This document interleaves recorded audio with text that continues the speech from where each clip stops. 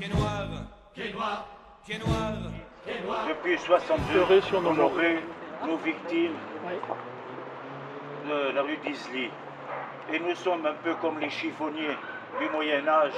Nous cherchons toujours à retrouver des indices en fouillant, en sachant, en cherchant pourquoi nous sommes en arrivés là.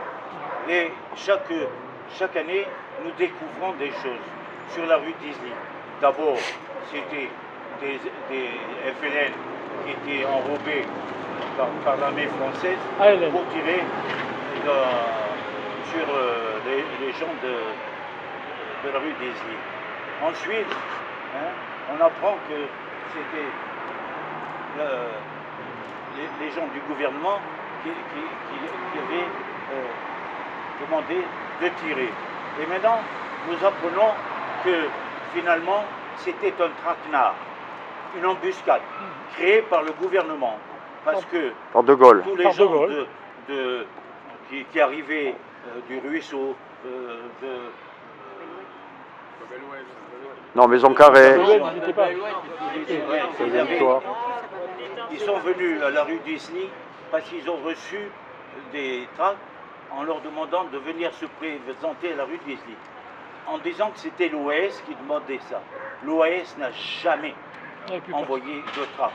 C'est le gouvernement qui a fait ces tracts pour inciter les gens de Bab-el-Oued, du ruisseau, d'Alger, de venir à la rue d'Isly.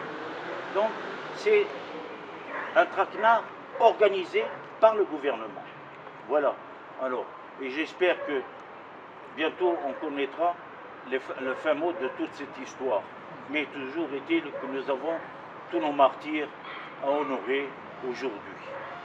Et je passe un peu pour notre ami et notre président, notre ami récemment décédé. Il n'a pas voulu, pour pas nous gêner, être comme le premier président de l'ADIMA, du CNR. Il s'est fait enterrer sans prévenir qui que ce soit. Il a dit, vous les préviendrez après. Qui était ce monsieur? Vidal André, il est à Alger le 3 octobre 1933. Très jeune. Quand il fait son service militaire, il s'est retrouvé aux barricades avec la Gaillarde et sur les balcons avec Ortiz. Et depuis, il n'a jamais cessé de combattre jusqu'à sa mort. Je peux vous dire que tous les jours, je le voyais, j'allais le chercher, et malgré la fatigue et tout ça, il venait, il s'imposait. Les présences au bureau et tout ça. C'était un homme d'une famille, comme dit en Corse, honorable. Il était honorable et c'était un homme d'honneur, parce qu'il a toujours soutenu les pieds noirs. Et il avait au cœur une tristesse d'avoir abandonné l'Algérie. Sans arrêt, il m'en parlait. Il me disait, on a tout laissé. Voilà.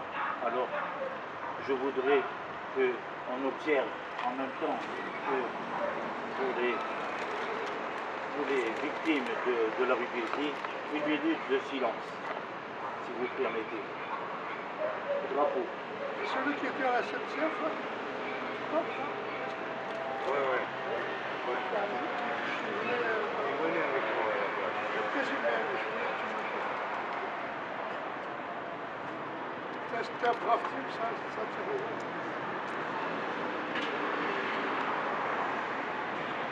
Merci. Madame, vous voulez avoir la gentillesse de déposer la gerbe avec notre ami Félix, tu veux